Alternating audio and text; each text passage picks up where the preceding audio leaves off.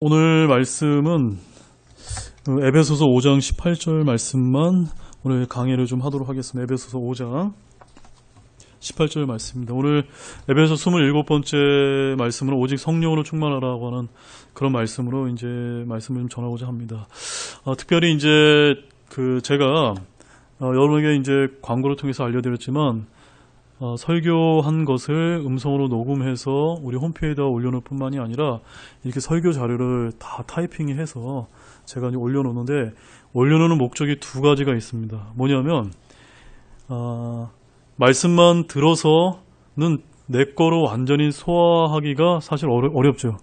그렇기 때문에 여러분들이 이제 한 주간에 하나님께서 우리 교회와 우리 지체들에게 주신 말씀으로 여러분들이 기억하고 생각나실 때마다 언제든지 또 교회 홈페이지 들어가서 거기에 기록된 말씀으로 영적인 음식으로 이렇게 저희들이 취해서 우리의 삶에 도움이 되도록 한 것이 이제 첫 번째 목적이고, 두 번째 목적은 제가 어떤 목사님께 이런 말씀을 들은 적이 있습니다.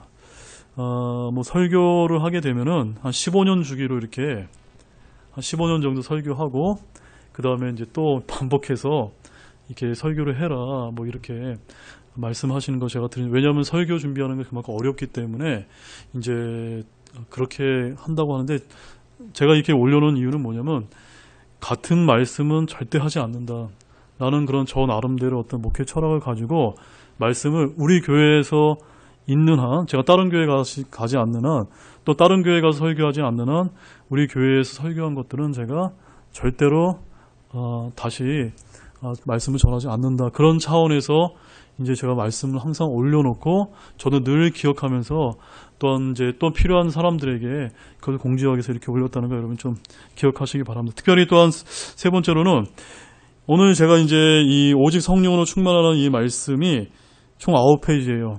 보통 때는 제가 한 6페이지 정도, 5페이지 정도 준비를 하는데 오늘은 9페이지까지 굉장히 양이 많기 때문에 많은 부분을 제가 생략하고 핵심적인 내용 위주로만 여러분들이 꼭 귀담아 들었으면 하는 그런 말씀만 제가 핵심을 잡아서 이렇게 좀 설명을 드릴 테니까 그 외에 또 필요한 말씀 여러분들이 꼭 홈페이지에 가서 이 설교 자료실에 들어가서 말씀을 한번 쭉 한번 읽어보시기 바랍니다. 그러면 더욱더 말씀이 풍성하게 와닿을 줄로 믿습니다. 자, 우리 그러면 본문 말씀 에베소 5장 18절 말씀 우리 같이 읽고 시작하도록 하겠습니다. 같이 읽겠습니다. 시작.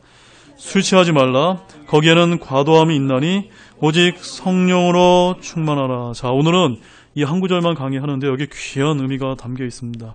이 말씀은 우리 믿는 그리스도인들에게 주신 복된 명령 중에 하나입니다. 어떤 명령을 하셨습니까? 오직 성령으로 충만하라. 근데 이 오직 성령으로 충만하라고 하는 이 의미를 우리가 이제 오랫동안 신앙생활을 했음에도 불구하고 그 의미를 정확하게 잘 모르고 신앙생활할 때가 많이 있는데, 오늘은 특별히 이 한 구절만 가지고 저희들이 강의를 하기 때문에 성령 충만이 뭐라는 것을 저와 여러분들이 분명하게 깨닫고 우리 삶 가운데 늘 성령 충만한 삶이 넘쳐나는 그런 형제자매님이 되시기를 주님의 이름으로 소망하면서 말씀을 전하겠습니다. 우리가 이제 이 성령 충만뿐만이 아니라 성령 그러면 사실은 뭔가 와닿을 것 같기도 하면서도 잘 와닿지 않는 그런 것들이 성령과 관련된 그런 말씀입니다. 그래서 성령 충만도 있고요. 또 뭐가 있습니까? 성령 침례도 있습니다. 성령의 은사도 있어요. 성령의 열매가 있고 성령의 권능이 있고 성령의 기름 부음 등이 이렇게 이제 성경에서 우리들이 이제 들을 수가 있는데, 저와 여러분들은 이런 성령에 관련된 이런 용어들과 말씀들과 내용들을 반드시 잘 구분해서 아는 여러분이 되기를 원합니다. 이것을 아는 것이 우리의 실제 신앙생활에 굉장히 도움이 되기 때문에, 그래서 이제 오늘은 특별히 성령 충만에 대해서만 좀 살펴볼 텐데, 자, 먼저 첫 번째로 성령 충만과 관련해서 여러분에게 간단한 질문 한번 드리겠습니다. 저와 여러분은 언제 성령을 받습니까? 우리가 복음을 듣고 믿는 순간에 성령을 받습니다. 그래서 믿고 나서 한참 후에 따로 성령을 받는 것이 아니라 성령은 복음을 듣고 마음으로 믿을 때 저와 여러분에게 하나님이 우리의 그 영 안에 선물로서 주시는 것이 성령이다라는 걸 저희가 잘 알고 있습니다. 그러면 그 하나님께로부터 우리가 받은 그 성령, 구원받았을 때 우리 안에 내주하신 그 성령은 어디에 거하십니까? 우리 믿는 자들이 신자의 몸 안에 거하죠. 그래서 성경 찾지 않겠습니다. 고린도전서 3장 16절 말씀에 너희가 하나님의 성전인 것과 하나님의 영께서 너희 안에 거하시는 것을 너희가 알지 못하느냐. 그래서 구원받는 그 순간 하나님의 영이신 성령께서 우리 영 안에 내주하신다라고 성경은 분명하게 그렇게 말씀하고 있습니다. 그러면 우리 안에 내주하시는 성령님은 언제까지 거하십니까? 우리 요한복음 14장 16절 말씀 한 구절 보겠습니다. 요한복음 14장 16절 말씀입니다.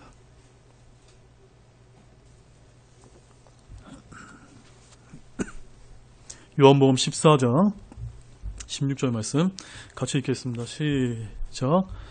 내가 아버지께 구하였더인즉 그분께서 다른 위로자를 너희에게 주사 그분께서 영원토록 너희와 함께 거하게 하시리라. 여기서 위로자가 바로 하나님께서 이제 예수님께서 승천하시고 나게 되면은 우리 교회에게 주시겠다는 그 성령을 말씀하고 있습니다. 그 성령을 언제까지 거하도록 주십니까? 영원토록. 누구 안에서요? 우리 믿는 자들 안에서 영원토록 거하게 하시겠다고 이렇게 약속을 해주고 계십니다. 감사하지 않습니까? 그런데 이런 아주 분명한 말씀이 있음에도 불구하고 오늘날 성령께서 우리의 믿는 신자들 안에 구원받는 그 즉시 내주하고 계시고 영원히 거한다라고 하는 사실을 잘 믿지 않고 모르는 분들이 굉장히 많습니다. 또한 자꾸 이제 이 신약교회에게 허락하신 이 성령의 내주하심을 이해하지 못하고 구약시대 때 하나님께 우리가 순종했을 때 하나님의 그 섭리와 뜻에 따라 임했다가 그들이 범죄했을 때 어땠습니까? 하나님의 영이 떠났거든요. 사울에게서도 떠났고 다윗에게도 떠났고 그 범죄했을 때 떠났거든요. 그러나 우리 신약시대 때는 어떻습니까? 구원받는 순간 내주하고 떠나지 않고 영원히 거하시겠다. 이 신약과 구약의 이 성령의 사역과 이 세대를 구분하지 못하기 때문에 오늘 이제 수많은 은사주의와 오순절 교회에서 성령에 대해서 유난히 강조하면서 특별히 어떻게 강조하냐면 방언과 신유와 예언과 통역과 표적과 기적을 행하는 것들을 굉장히 강조하면서 그렇게 하면서 이제 성령을 받으라고 하면서 마치 성령이 왔다 갔다 하는 그런 것 정도로 이미 내주에 계신데 그렇게 이제 이야기하면서 그렇지 않다면 구원받은 증거가 아니요 성령을 받은 증거가 아니다라고 이렇게 이제 또 특별히 강조하는 그런 은사주의 교회들이 굉장히 많습니다. 이것은 하나님도 모르고 성경도 알지 못한 분명한 오류라는 것을 저와 여러분들이 잘 알고 있습니다. 자, 우리는 오늘 이 시간 통해서 제가 성령 침례와 성경 충만에 대해서 조금 이제 구분하는 것에 대해서 잠깐 말씀을 드리겠는데, 사랑하는 여러분, 성령 침례와 성령 충만은 완전히 다른 거죠. 잘 알고 계시죠? 성령 침례는 언제 일어납니까? 우리가 구원받았을 때 예수 그리스도를 우리의 마음으로 받아들였을 때, 다시 태어났을 때, 성령님이 내주하셨을 때, 그것을 우리가 성령 침례가 일어난 것이다라고 성경은 이야기하고 있는데, 자, 고린도전서 12장 13절 말씀 보시죠. 고린도전서 12장 13절 말씀. 오늘 말씀이 조금 길더라도 여러분 좀 양해를 구하겠습니다. 고린도전서 12장 13절 말씀 같이 읽겠습니다. 시작. 우리가 유대인이나 이방인이나 매인자나 자유론자나 모두 한 성령에 의해 침례를 받아 한 몸 안으로 들어왔으며 모두가 마시게 되어 한 성령 안으로 들어왔느니라. 여기 보면 모두가 한 성령에 의해 침례를 받아 한 몸 안으로 들어왔으며, 뭘 뜻하는 겁니까? 우리가 구원받는 순간 성령 침례를 통해 예수 그리스도의 몸된 지체가 되었음을 말하고 있습니다. 그러므로 여기에는 일부만 성령 침례를 받는 것이 아니라 어떻다고 얘기하죠? 모든 그리스도인들이 구원받는 순간 성령 침례를 받았다라고 말씀하고 있습니다. 그렇기 때문에 성경에는 여러분 잘 주목하십시오. 성령 침례를 추구하라고 하는 그런 말씀이 있습니까? 없습니까? 없습니다. 그런 명령도 없고 그런 언제조차도 없습니다. 왜 없을까요, 여러분? 그것은 그리스도인이라면 누구나 다 이미 성령 침례를 받은 상태에 있기 때문에, 성령 침례가 구원받는 순간 이루어지기 때문에 굳이 따로 언급할 필요가 없는 것입니다. 반면에 오늘 우리가 이제 본문에서 찾은 성령 충만은 어떻습니까? 하나님께서 우리에게 어떻게 해주시죠? 명령으로 주시다는 것을 저와 여러분들이 잘 구분해서 보기를 바랍니다. 이 성령 침례와 성령 충만을 헷갈려 하시면 안 됩니다. 이 성령 충만은 신약 성경에서 총 15번이 등장하는데 14번은 누가복음과 사도행전에 나오고 있고 이런 경우에는 단순히 어떤 개인이나 성령님으로 충만했다는 사실을 알려주고 있고 오늘 본문 에베소서 5장 18절에만 명령어로 우리에게 분명하게 강조하고 있다는 것을 저와 여러분들이 볼 필요가 있습니다. 자, 우리 다시 한번 에베소 5장 18절 말씀 읽겠습니다. 시작. 술 취하지 말라. 거기에는 과도함이 있나니 오직 성령으로 충만하라. 자, 이 말씀과 관련해서 세 가지만 여러분에게 간략하게 먼저 말씀드리겠습니다. 첫 번째, 제가 뒷부분에 가서 좀 더 자세하게 여러분에게 말씀을 드리겠지만 여기서 충만이 무엇인지 저와 여러분에게 잘 설명하고 있습니다. 먼저 충만하게 된다는 건 뭘 뜻하냐면 따라해 보시죠. 무엇에 통치하에 있거나 무엇에 의해 지배당하는 것. 이것을 여기서는 충만하다, 충만하게 되는 것과 이제 나타내는 의미로 말씀하고 있는 것입니다. 자, 두 번째는 이 말씀은 성령 충만이 언제 일어나는지를 우리에게 말해주고 있습니다. 거기 보면 충만하라라고 하는 단어가 시제가 어떻게 되어 있죠? 미래입니까? 과거입니까? 현재입니까? 현재 시제로 되어 있습니다. 현재 시제가 되어 있다는 건 뭘 뜻하냐면 현재 진행되고 있다고 하는 뜻으로 계속해서 저와 여러분들이 충만하라라고 하는 그런 말씀이 됩니다. 그래서 하나님께서 저와 여러분에게 의도하신 것은 우리 믿는 그리스도인들이 계속해서 성령으로 충만할 필요가 있다는 것을 강조하고 있습니다. 그러나 현재 시제라고 해서 성령 충만이 한 번 이루어지면 영원히 지속되는 것이 아니라 또 살면서 자동적으로 충만해지는 것이 아니라 우리가 성령 충만은 유지될 필요가 있지만 때로는 충만하지 않을 때도 있고 또한 충만하지 않을 때는 다시 성령 충만할 수 있도록 회복될 필요가 있다라는 것을 강조하기 위해서 현재 시제로 사용했다는 것을 저와 여러분이 좀 주목할 필요가 있습니다.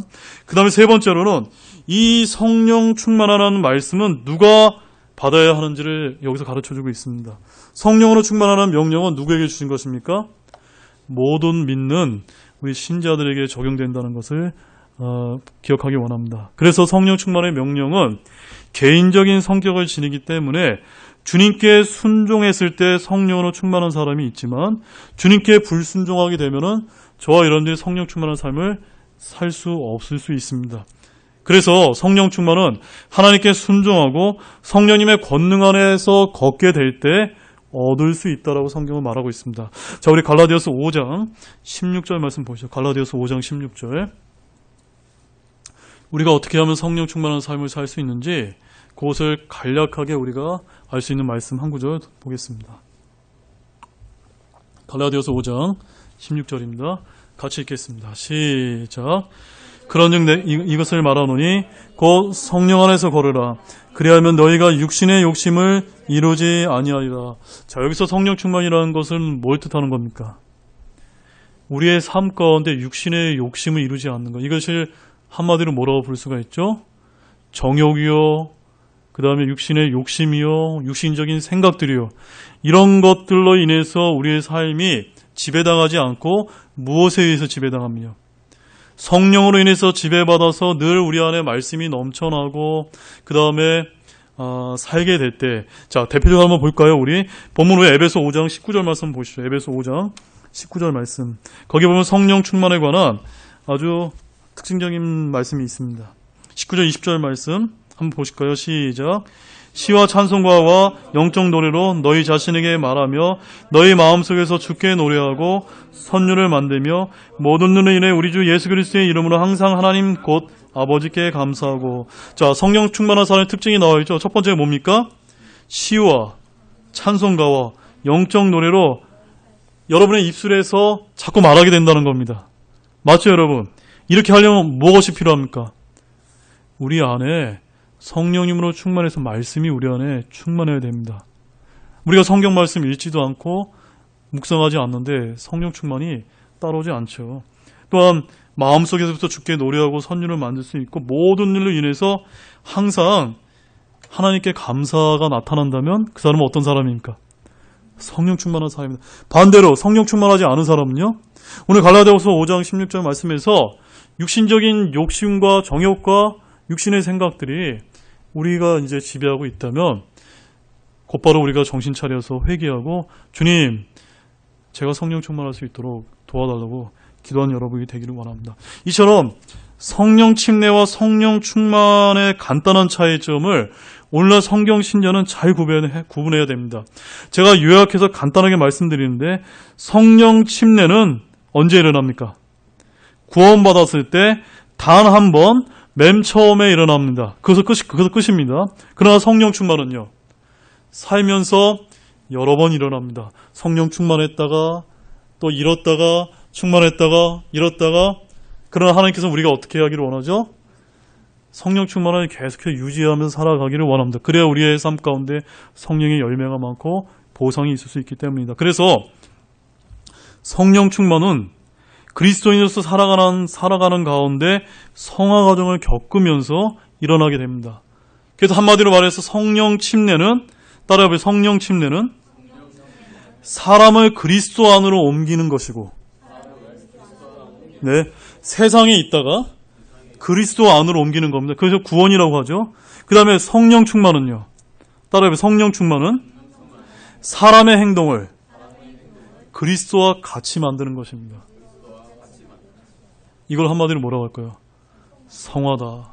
네. 성화를 위해서 우리에게 성령 충만이 필요한 것임을 저와 여러분이 기억하기를 원합니다.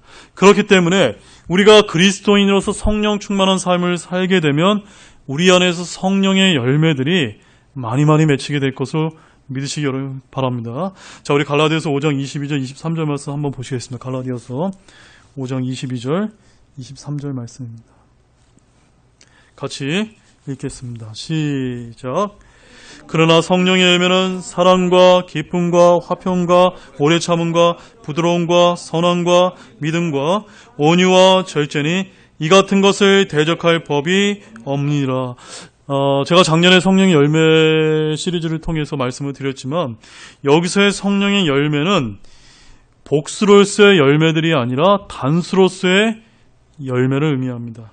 그러므로 이것은 구원받은 신자 안에 이미 내주에 계신 성령께서 우리의 삶 가운데 맺으시는 성령님의 인격임을 여러분들이 믿으시기 바랍니다.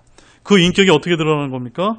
사랑과 기쁨과 화평과 오래 참음과 부드러움과 선함과 믿음과 온유와 절제 등으로 우리의 삶 가운데 이런 열매가 맺히게 될 때 다른 사람들의 유익을 얻게 되고 우리가 우리의 삶을 통해서 하나님께 영광을 돌리는 그런 삶을 살게 되는 것입니다.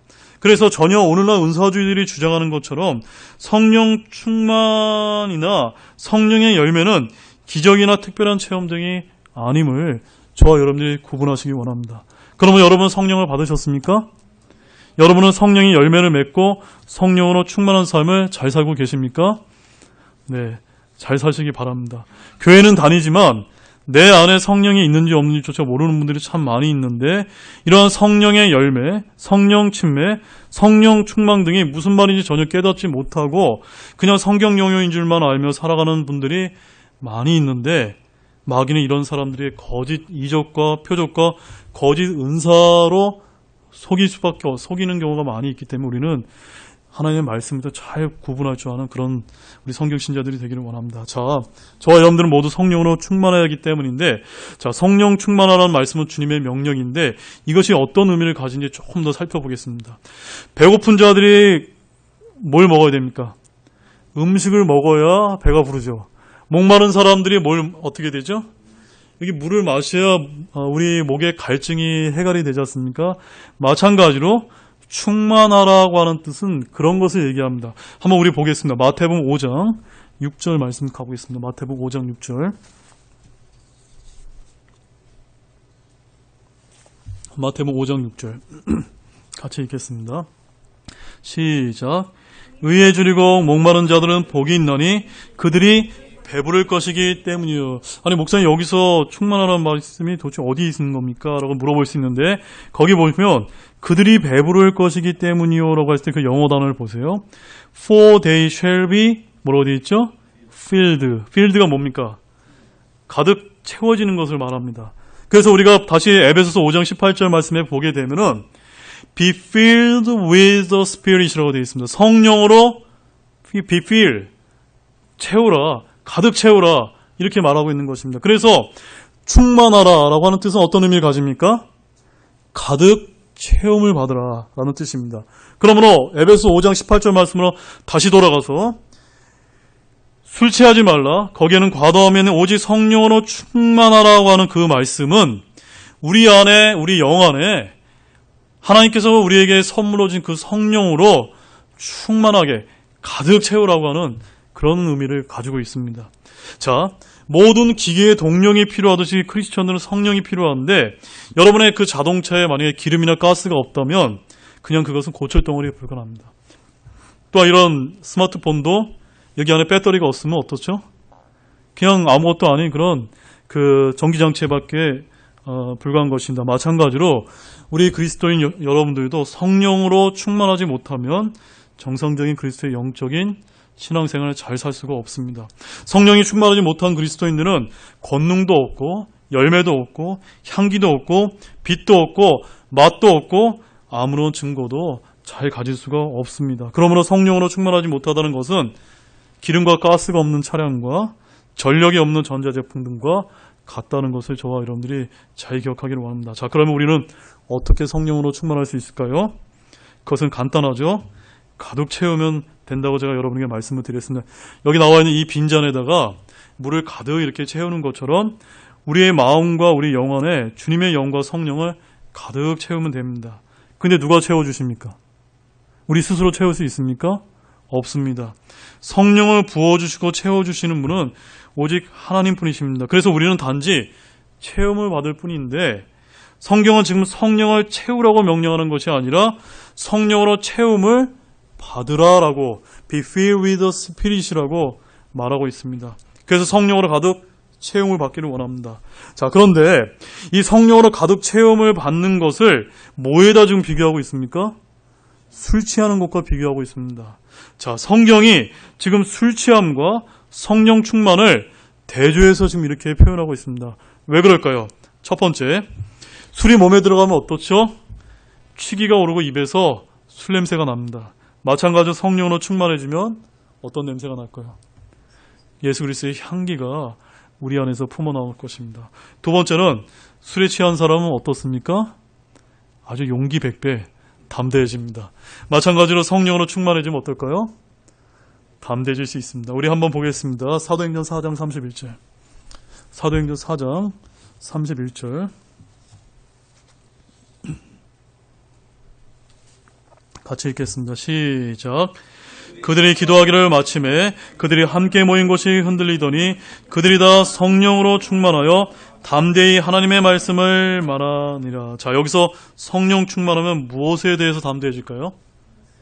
하나님의 말씀을 전하는 데 있어서 저와 여러분들이 담대해질 수 있다는 것을 말합니다. 그러므로 우리가 성령 충만한 삶을 살고 있는지 안 하고 있는지 뭘 보면 알 수가 있습니까? 내가 우리 주변에 있는 사람이 담대하게 정말 하나님의 이 복음의 말씀과 하나님의 말씀을 잘 증거하고 있는가, 그것을 통해서 우리가 한번 볼 수가 있습니다. 저와 여러분이 성령 충만해지면 담대해질 수 있습니다. 그 다음에 세 번째로, 술 취한 사람은 평소 자신과 다른 모습을 보여줍니다. 마찬가지로 성령 충만한 사람도 평소 자신과 다른 모습을 보여줍니다. 술 취하게 되면 욕을 하고 사고를 하고 때로는 음행에 연루될 때가 얼마나 많은지 모릅니다. 그러나 성령으로 충만한 사람은 죄를 지적하고 거룩해지며 정말 하나님의 사람처럼 이제 말할 때가 얼마나 많은지 모릅니다. 또한 술 취한 사람은 다른 사람의 시선을 전혀 의식하지 않습니다. 마찬가지로 성령으로 충만한 사람 역시 다른 사람이 무슨 말을 하든지 어떻게 쳐다보는지 어떤 평가를 하든지 그것에 대해서 자유롭다는 것입니다. 자, 사도행전 7장 54절과 56절 말씀 한번 보겠습니다. 사도행전